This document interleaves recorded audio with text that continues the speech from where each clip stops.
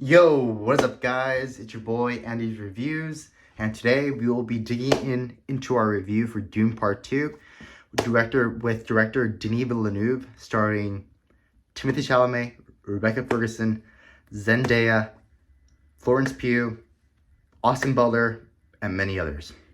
When it comes to discussing the pros for this movie, I have to say, I thoroughly enjoyed the world building and the mythos, especially considering how in this movie, unlike Dune Part 1, we actually get to explore the world building, aka the ethos behind the Fremen. We actually get to dig deep into the religion, the beliefs for the Lisan Gaib, and their Messiah.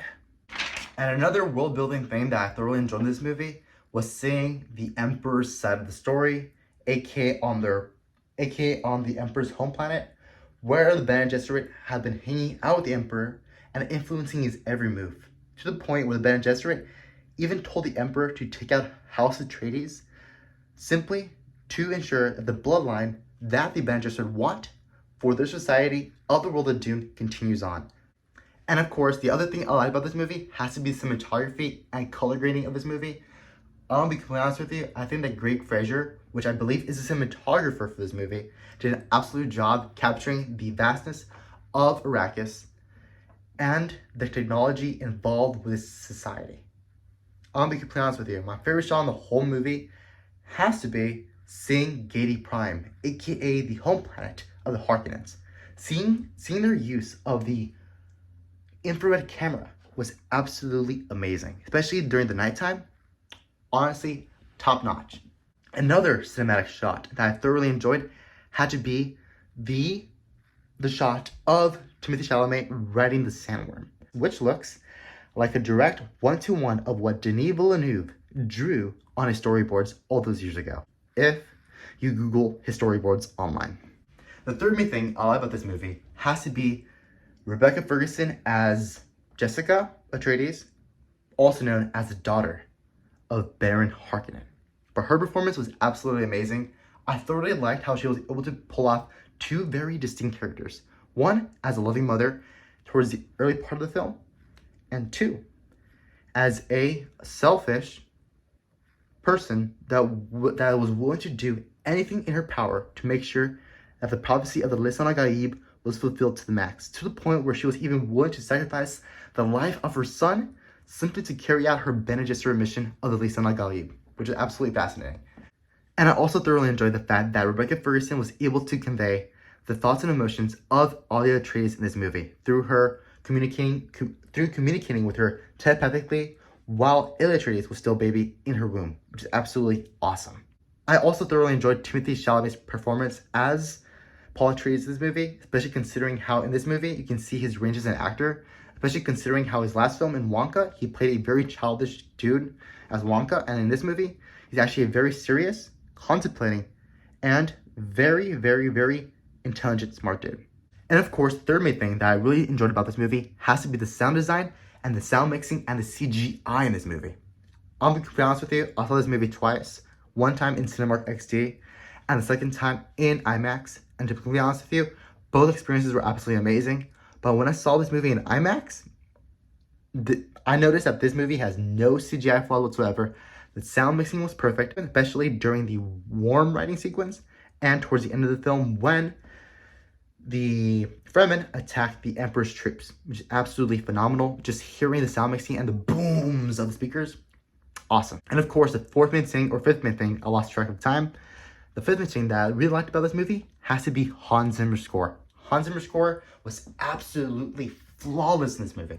Some of my personal favorites of this score from Dune Part 2 has to be Arrival, Travel South, Lisan Gaib, Kiss the Ring,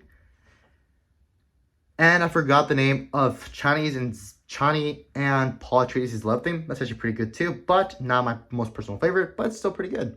The thing that made Hans Zimmer's score so good was the fact that it sounded like nothing no one's ever heard before. Did you know that he actually created a new instrument? Actually, Hans Zimmer didn't create the instrument. It was one of his good friends that created a brand new instrument to capture the world of Dune, which is absolutely phenomenal. And of course, the last main thing that I enjoyed about this movie has to be the satisfying bookend to this movie. I have never read the Dune series. I haven't even read the first book, nothing.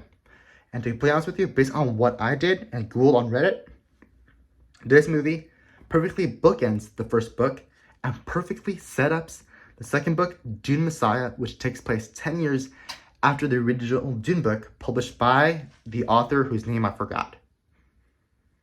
Which, of course, brings us to the con aspect of this movie. Some of the things I did not like about this movie was the final fight between Gurney, aka Josh Brolin's character, and Glossu Raban, aka Dave Bautista's character. I'll be honest with you, their final fight at the end of the movie felt absolutely rushed to the max, especially considering how Glossu Raban, aka Dave Bautista's character, is a very trained, highly trained Harkonnen, the leader who was leader or general of the Harkonnen army, was able to be taken out super fast by Gurney. Like, super fast. I expected the fight to last about 3 minutes. But the fight ended up lasting about 10 seconds in its entirety. Which felt really underwhelming. And of course, the second thing that I did not like about this movie was Zendaya's performance. I'm completely honest with you. I am going to be completely honest with you. I did not buy the relationship or romance between Paul Atreides and Chani. I didn't buy it whatsoever. It felt forced. It felt forced, so to say, but not really forced. But their chemistry could have been better. I did not buy the chemistry whatsoever.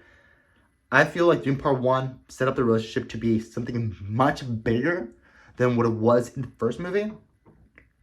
And yeah, I was not satisfied with her performance whatsoever. And yeah, there we go. And of course, the third main thing I did not like about this movie was the rushing of Lisan Gaib, aka Paul Atreides' transformation to Lisan Gaib. That was way too rushed. But literally, Paul Atreides spent 80% of the movie saying that he doesn't want to become Lisan Gaib because of the bad things he was going to do. And within 30 seconds of footage, he just literally changed his mind. He literally went from a good, intelligent kid to an intelligent emperor slash messiah slash conqueror within 30 seconds of footage. Ever since he took a sip of that blue liquid, literally a whole completely different person. I don't know if that was part of the Dune series books, but it honestly felt rushed. Which, of course, brings us to the grading system of this movie. To be completely honest with you, this movie deserves a B out of an A+ scale. But in terms of the rewatchability scale, I see that this movie deserves to be watched one time every 3 years to ensure its authenticity and impact on your emotions. And yeah, in order for it not to get boring, I recommend watching it one time every 3 years. But of course, when it comes to rating this movie on our chimichanga scale, I would say that this movie deserves a, let me check my notes, an 8 out of 10 chimichangas. Well, there you have it. Be sure to check out my socials.